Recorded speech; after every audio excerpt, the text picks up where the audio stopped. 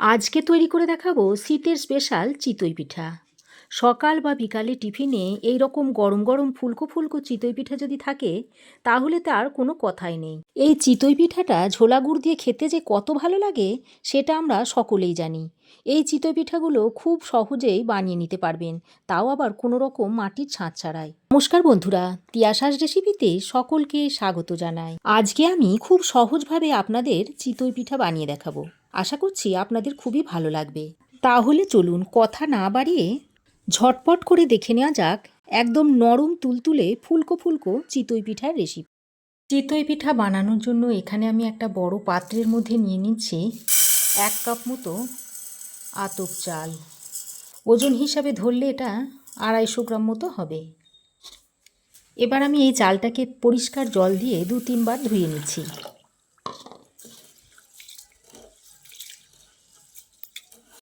চালটাকে আমি পরিষ্কার জল দিয়ে 2-3 বার ভালো করে ধুয়ে নিয়েছি। এবার আমি এর মধ্যে দিয়ে দিচ্ছি কুসুম গরম জল। হাত ছোঁয়া যায় এমন গরম জল দিয়ে চালটাকে আমি ভিজিয়ে রেখে দেব। এবার আমি এটাকে ঢাকা দিয়ে 15 মিনিটের জন্য রেস্টে রেখে দিচ্ছি। 15 মিনিট পর আমি ফিরে এসেছি। আর দেখুন চালটা ভিজে কতটা মোটা হয়ে গেছে। আর দেখুন এইভাবে চাপ দিলে ভেঙে যাচ্ছে। দেখুন চাপ দিলে ভেঙে যাচ্ছে। এবার এর জলটাকে ছেঁকে নিতে হবে। দেখুন জলটাকে ছেঁকে নিয়েছি। এবার আমি একটা মিক্সিং জার নিয়েছি। এবার আমি এই মিক্সিং জারের মধ্যে ভেজানো চালটা দিয়ে দিচ্ছি। খুব বেশি পরিমাণে দেব না, অল্প একটু দেব। আর এটা আমি 2-3 বারে বেটে নেব। অল্প একটু ফাঁকা রেখে চালটা দিয়ে দিয়েছি। আমি 1 কাপ চাল নিয়েছিলাম, সেই 1 কাপ চালের জন্য হাফ বাটি মতো নারকেল কোড়া আমি নিয়েছি। এবার এই নারকেল কোড়াটা এর মধ্যে দিয়ে দিচ্ছি।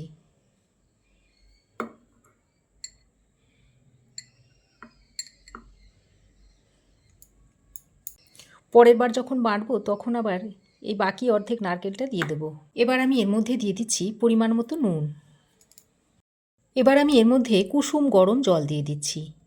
অল্প পরিমাণে দিয়ে দিলাম, খুব বেশি পরিমাণে দিলে চালটা ভালোভাবে মিহি হবে না। এবার আমি এটাকে মিহি করে বেটে নেব। তো দেখুন চালটাকে আমি মিহি করে বেটে নিয়েছি। এখন একটা পাত্রের মধ্যে ঢেলে নিচ্ছি। এই একইভাবে সব চালটাকে আমি বেটে নেব। সমস্ত চাল আমি বেটে নিয়ে চলে এসেছি। আর ব্যাটারটা দেখুন এখনও বেশ ঘন রয়েছে। এবার আমি এই মিক্সিং জারের মধ্যে অল্প কুসুম গরম জল নিয়েছি, দিয়ে মিক্সিটা ধুয়ে এর মধ্যে দিয়ে দিচ্ছি।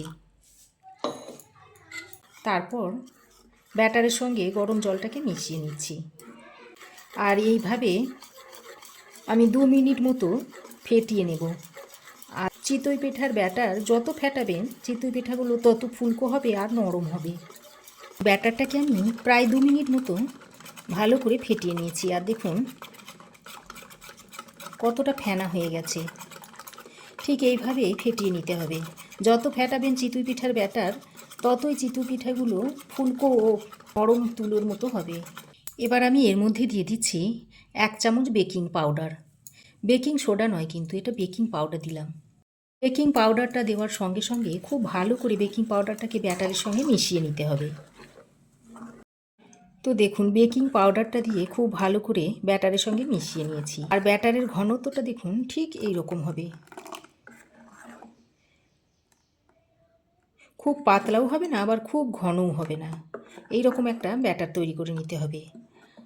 আর হাতার পিছন দিকটা ঠিক এই রকম একটা পাতলা আস্তরণ পড়বে। তো ব্যাটার আমার রেডি হয়ে গেছে। এবার আমি এখানে একটা বাটির মধ্যে 1 চামচ মতো সাদা তেল নিয়েছি। এবার এই তেলের মধ্যে দিয়ে দিচ্ছি 1 চামচ মতো জল। এখন তেল আর জলটাকে খুব ভালো করে মিশিয়ে নিচ্ছি। খুব ভালো করে মিশিয়ে নিতে হবে। এদিকে দেখুন আমি গ্যাস ওভেনে একটা আপ্পাম প্যান খুব ভালোভাবে গরম করে নিয়েছি। আর আপ্পাম প্যান যেহেতু খুবই পাতলা হয় তাই আমি একটা ফ্রাই প্যানের উপরে বসিয়ে আপ্পাম প্যানটাকে গরম করে নিয়েছি। এবারে আপ্পাম প্যানের খাপগুলোতে জল আর তেলের মিশ্রণটা এইভাবে লাগিয়ে দিচ্ছি। প্রত্যেকটা খাপের মধ্যে এইভাবে লাগিয়ে দিতে হবে, যাতে চিতই পিঠাগুলো খুব তাড়াতাড়ি উঠে আসে। এবার আমি যে চিতই পিঠার ব্যাটারটা তৈরি করেছিলাম সেটাকে আরও একটু এইভাবে মিক্স করে নিচ্ছি। তারপর এর মধ্যে থেকে হাতাই করে তুলে এই আপ্পাম প্যানের মধ্যে দিয়ে দিচ্ছি। তবে ভর্তি ভর্তি দেব না, একটু ফাঁকা রেখে দিয়ে দেব।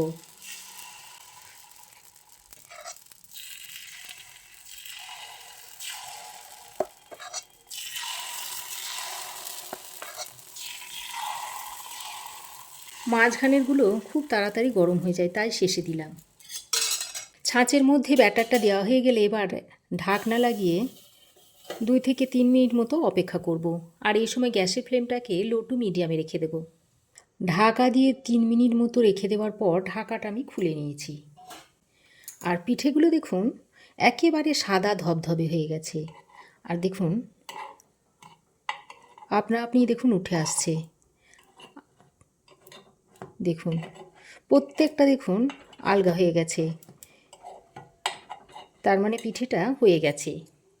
এইবার এই পিঠেগুলোকে আমি তুলে নিচ্ছি।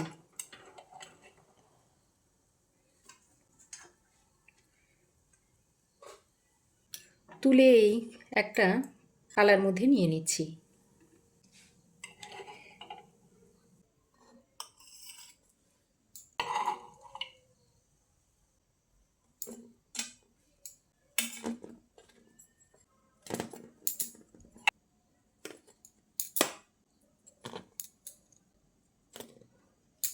আবারও আপ্পাম প্যানের মধ্যে এইভাবে তেল ও জলের মিশ্রণটা লাগিয়ে নিচ্ছি। আবারও ব্যাটারটাকে এইভাবে মিশিয়ে নিয়ে তারপর আবার দিয়ে দেব। যতবার ব্যাটার দেব ততবার এইভাবে মিশিয়ে নিতে হবে।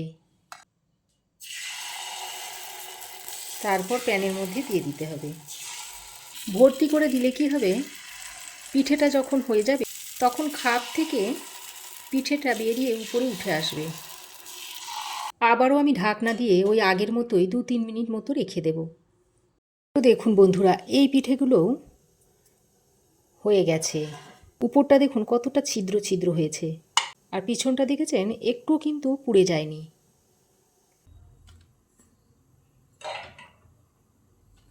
তখনই মন করবে আপনারা এইভাবে চাল গুঁড়ো করা ঝামেলা ছাড়াই খুব তাড়াতাড়ি তৈরি করে খেতে পারবেন।